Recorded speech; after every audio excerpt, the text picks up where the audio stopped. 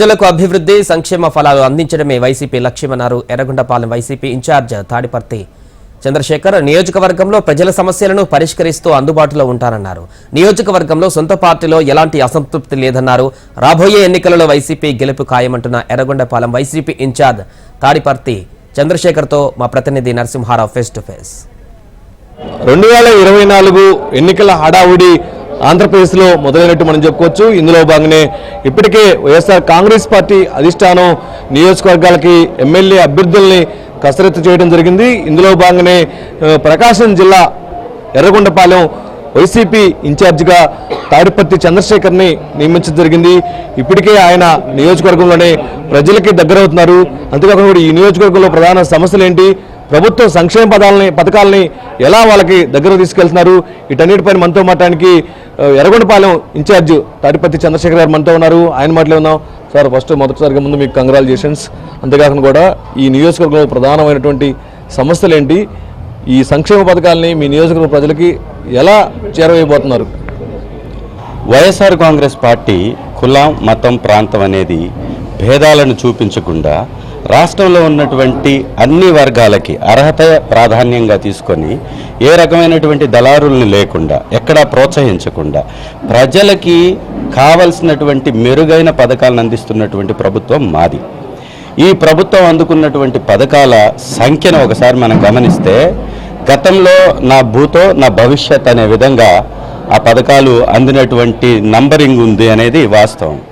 ఎగ్జాంపుల్గా ఎర్రగొండపాలెం నియోజకవర్గాన్ని తీసుకుంటే రీసెంట్గా వచ్చినటువంటి ఈ యొక్క ఎన్నికల లెక్కల ప్రకారం 2,05,000 ఓటర్లు ఇక్కడ ఉంటే దాదాపుగా పథకాలు అందుకున్నటువంటి వారి సంఖ్య 1,84,372 మంది ఉన్నారు. అంటే దాదాపుగా అబౌవ్ 90% ప్రజలకి పథకాలు అందాయి.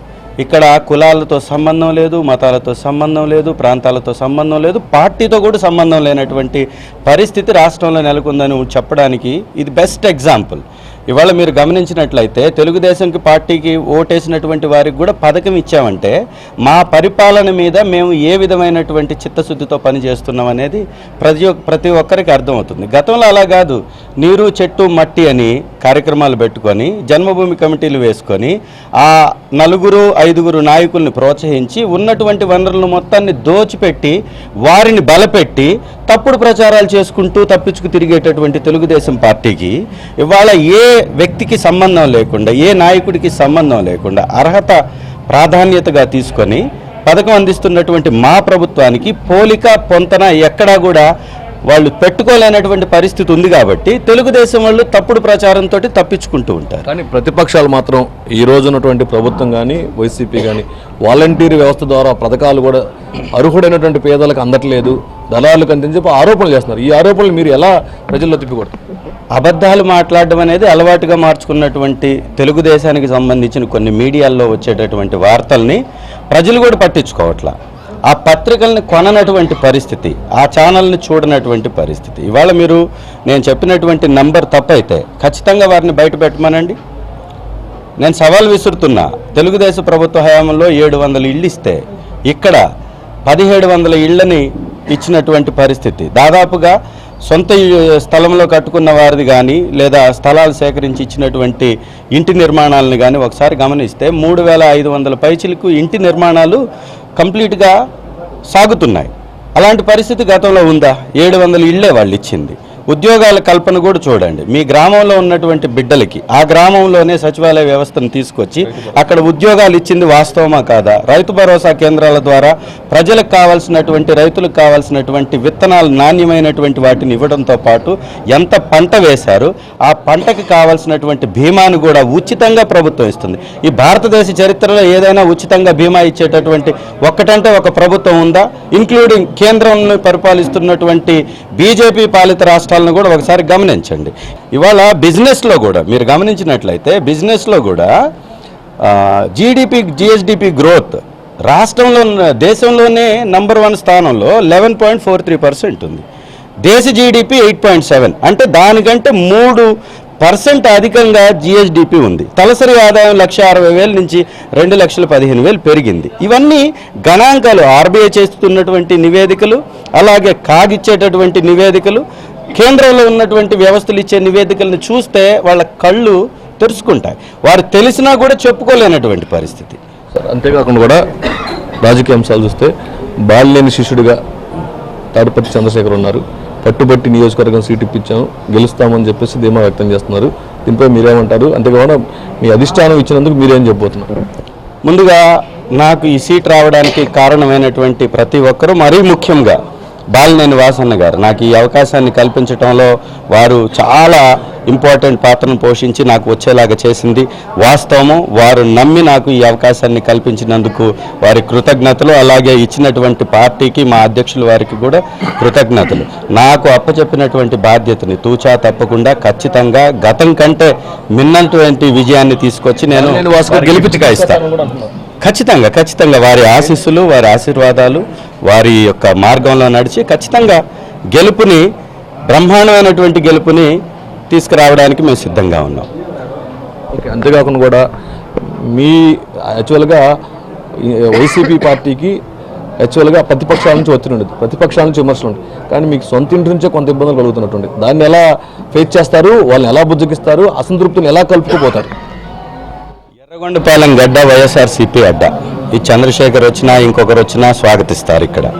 రెండవది,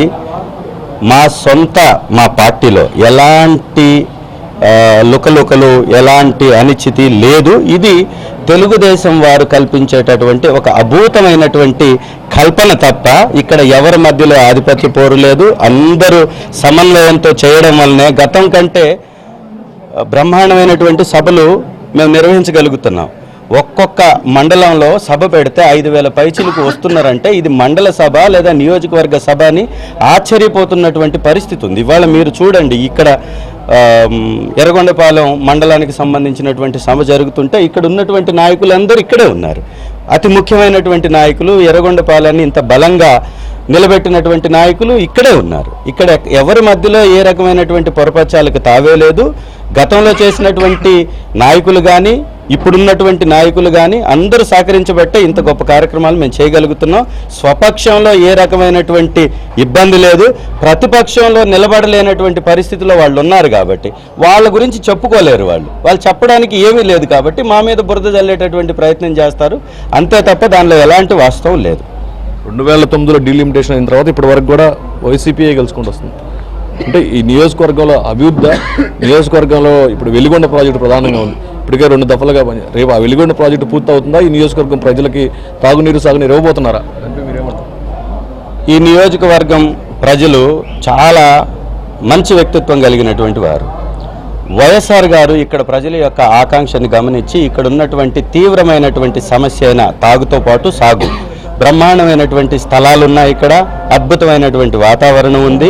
కష్టపడేటటువంటి వ్యక్తులు ఉన్నా కూడా వాటరే ప్రధాన సమస్యగా ఉంది కాబట్టి ఏ విధంగా అయితే వారు ఇక్కడున్న సమస్యల్ని గతంలో చూశారో దాన్ని చూసిన తర్వాత 2004లో వెలుగొండ అనేటటువంటి అద్భుతమైనటువంటి ప్రాజెక్టుకి శ్రీకారం చుట్టి దాన్ని ఒక టెన్నల్ని దాదాపు సగం పైన కంప్లీట్ వారు చేస్తే తెలుగుదేశం పార్టీ వారు దాన్ని ఏటీఎంగా మార్చి వచ్చిన తర్వాత డబ్బులు దోచుకొని కేవలం 4.3 కిలోమీటర్లు మాత్రమే కంప్లీట్ చేశారు. 2 టన్నెల్స్ కలిపి దాదాపుగా 37 కిలోమీటర్ల సుదీర్ఘ నిర్మాణం చేయవలసి ఉంటే వాళ్ళు కేవలం 4.3 కిలోమీటర్లు ఒకదాన్ని, 2.2 కిలోమీటర్లు ఒక టన్నెల్ని దాదాపు 6.5 కిలోమీటర్లు మాత్రమే వాళ్ళు కంప్లీట్ చేస్తే దివంగత మహానేత రాజశేఖర్ రెడ్డి గారు కానీ తన బిడ్డ అయినటువంటి జగన్మోహన్ రెడ్డి గారు మా ప్రభుత్వం ద్వారా కానీ మిగిలినటువంటి 32 కిలోమీటర్లు కంప్లీట్ చేసి జాతికి అంకితం చేయడానికి సిద్ధపరిచి పెట్టారు. ఆ ప్రాజెక్ట్ కంప్లీట్ అయితే ఇక్కడ ఉన్నటువంటి తాగు సాగునీటి సమస్యలకి ఎక్కడా కూడా డోకానే ఉండదు. ఆ సమస్యలు సంపూర్ణంగా తీరిపోతాయి. ఇక్కడ బ్రహ్మాండమైనటువంటి వ్యవసాయంతో పాటు అద్భుతమైనటువంటి ప్రజల యొక్క జీవన ప్రామాణికాలు పెరిగేటటువంటి అవకాశం ఉంది. వ్యాపారాలతో పాటు వ్యవసాయ రంగం అద్భుతంగా ఉన్నటువంటి ఇలాంటి ప్రాంతానికి ఆ ప్రాజెక్ట్ కంప్లీట్ అవడం వలన వెలుగొండ ద్వారా అద్భుతమైనటువంటి రిజల్ట్స్ని ప్రజలు చూడబోతున్నారు. ఇక్కడ భూముల యొక్క ధరలు కూడా చాలా మంచి స్థాయిలో పెరిగినటువంటి మాట వాస్తవం. ఇదంతా ప్రజలకు అందినటువంటి మేలే కదా. తెలుగుదేశం పార్టీ 5 సంవత్సరాల్లో చేసింది ఏంటో చెప్పాలనుకుంటే డిబేట్ పెట్టమనండి, నేను సిద్ధంగా ఉన్నాను. వారు గతంలో 43 సంవత్సరాల్లో ఈ రాష్ట్రానికి ఇచ్చింది ఏంటి, ఈ గ్రామాలకు ఇచ్చింది ఏంటి, ఈ నియోజకవర్గానికి ఇచ్చింది ఏంటి, వారు చేసినటువంటి అభివృద్ధి ఎక్కడ ఉంది, వారు చూపించడానికి సిద్ధమైతే డిబేట్ పెట్టమనండి, మేము చెప్తాం. నియోజకవర్గం ప్రధాన సమస్యలు అంటే నియోజకవర్గం ప్రజలకు మీరు ఏం చెప్పబోతున్నారు కదా? ఇక్కడ ప్రధానంగా ఉన్నటువంటి సమస్య తాగునీటి సమస్య. దాంతోపాటుగా ఇది ఒక చివరి ప్రాంతం కావడం వలన ఎస్సీ, ఎస్టీ, బీసీ మైనారిటీలకు సంబంధించినటువంటి వర్గాలతో పాటు ఓసీ సామాజిక వర్గంలో ఉన్నటువంటి వర్గాలు కూడా చాలా పేదరికంలో ఉన్నటువంటి కుటుంబాలు అతి ఎక్కువగా ఉన్నాయి. కాబట్టి ఇక్కడ రావాల్సినటువంటి డెవలప్మెంట్స్ని మేమంతా సేకరిస్తున్నాం. ఇక్కడ ఉన్నటువంటి స్థితిగతుల మీద, పరిస్థితుల మీద ఒక అధ్యయనం చేసి ఇక్కడికి రావాల్సినటువంటి ప్రాజెక్టుల మీద, ఎలక్ట్రికల్కి సంబంధించినటువంటి నిర్మాణాలు చేయాల్సి ఉంది, ట్రాన్స్ఫార్మర్లు పెట్టుకోవాలి, రైతులకు కావాల్సినటువంటి వ్యవసాయానికి ఏ రకమైన కరెంటు ఇబ్బంది లేకుండా చేసుకోవడానికి ఇక్కడ ఒక సబ్స్టేషన్ కూడా నిర్మాణం జరగబోతుంది. ఇక్కడ ఒక బస్టాండ్ నిర్మాణం ఆల్రెడీ చేశారు, ఒక కాలేజ్ నిర్మాణం చేయడం జరిగింది మా ప్రభుత్వం వచ్చిన తర్వాత. ఇంకా ఇక్కడ ఉన్నటువంటి అన్ని సమస్యల మీద ఒక సరైనటువంటి దిశానిర్దేశంతో వాటన్నిటిని సేకరించి వాటిని మా మేనిఫెస్టోగా తీసుకొని రాబోయే ఎలక్షన్స్లో గెలిచిన తర్వాత వాటన్నిటిని ఏ విధంగా పూర్తి చేయబోతానో ప్రజలకు వివరించుకొని అద్భుతమైనటువంటి విజయాన్ని తీసుకోవడానికి ప్రిపేర్ అవుతున్నాం. నియోజకవర్గ సమస్యల్ని చెప్తారు, నియోజకవర్గ ప్రజలను పరిష్కరిస్తారు, కానీ ప్రజల నుంచి మీరేం ఆశిస్తారు, వాళ్ళకేం చెప్పబోతున్నారు, వాళ్ళని ఏం అడుగుతున్నారు? ఖచ్చితంగా ప్రజలు ఈ రోజు వరకు కూడా, మీరు ఇందాక కూడా ఒక ప్రశ్న అడిగారు, మీరు ప్రతిపక్షంలో మీరున్నప్పుడు కూడా ఇక్కడ గెలిచారు ఏంటి అని. వెలుగొండ అనేటటువంటి ప్రాజెక్ట్ ఇక్కడ సంజీవని, అలాంటి సంజీవని ఇచ్చినటువంటి మన ప్రభుత్వానికి బలంగా నిలబడండి. ఈ రాష్ట్రంతో పాటు ఈ నియోజకవర్గాన్ని అద్భుతంగా తీర్చిదిద్దుతున్నటువంటి మన ప్రభుత్వాన్ని నమ్మి గతంలో ఇచ్చినటువంటి సపోర్ట్ కన్నా మిన్నైన సపోర్ట్ తోటి బ్రహ్మాండమైనటువంటి విజయాన్ని నాకు కానీ మీరు ఇవ్వగలిగితే, మీ సేవకుడిగా, మీలో ఒకటిగా, మీ గురించి తెలిసినటువంటి వ్యక్తిగా, ఈ యొక్క జిల్లాకి సంబంధించినటువంటి వ్యక్తిగా, మన జిల్లా వెనుకబడినటువంటి జిల్లా కాబట్టి ఈ జిల్లాలో ఉన్నటువంటి సమస్యలు, ప్రజల యొక్క స్థితిగతులు తెలిసినటువంటి వ్యక్తిగా మీతో పాటు ఉండి మనకు కావాల్సినటువంటి అన్ని డెవలప్మెంట్స్ని చేసి పెడతాను. మీలో ఒకటిగా ఉంటాను, ఖచ్చితంగా ఇక్కడే ఉంటాను, ఏ సమస్య వచ్చినా కూడా సిద్ధంగా ఉంటాను అవన్నీ తీర్చడానికి. ఈరోజు ప్రకాశం జిల్లా ఎర్రగొండపాలెం నియోజకవర్గంలో ఇప్పటికే అనేక సమస్యలు ఉన్నాయి. అంతేకాకుండా ఇప్పటికే సమస్యలు పరిష్కరించాము. ఇంకా రాబోయే రోజుల్లో కూడా 2024 ఎన్నికల్లో ఏవైతే ఉన్నాయో ఈ నియోజకవర్గంలో ఉన్నటువంటి సమస్య ప్రధానమైనటువంటి వెలిగొండ ప్రాజెక్టు ఉందో ఆ వెలిగొండ ప్రాజెక్టుకి పూర్తి చేస్తాము. తాగునీరు, సాగునీరు అందిస్తాం. అంతేకాకుండా సమస్యలని పరిష్కరించడంలో ముందుంటాను. నేనే ఇక్కడ లోకల్గా ఉంటాను, అందరికి అందుబాటులో ఉంటాను, నన్ను ఆశీర్వదించండి, నాకు అవకాశం ఉందని చెప్పేసి కూడా ఎర్రగొండపాలెం వైసీపీ ఇన్ఛార్జ్ ఎవరుతున్నారో తాడిపర్తి చంద్రశేఖర్ కోరుతున్నారు. కెమెరామెన్ రెడ్డితో నరసింహారావు, హెచ్ఎం టీవీ, ప్రకాశం జిల్లా.